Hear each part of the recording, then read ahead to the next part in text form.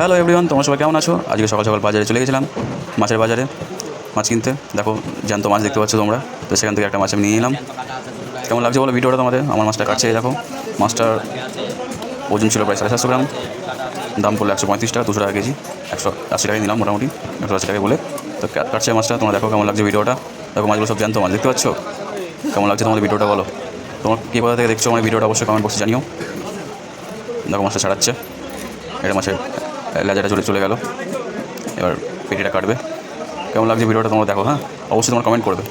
কী কোথা থেকে দেখছো অবশ্যই জানাবে। কার কার কোন মাছ খেতে ভালো লাগে সেটাও জানাতে পারো কমেন্ট বক্সে। মাছের মধ্যে মাছের ডিমও আছে, তো বাড়িতে মাছের ডিমের বড়া হয়ে যাবে আজকে, ভালোই হলো। মাছের ডিমের বড়া, মাছের ঝোল দারুণ হবে খেতে আজকে।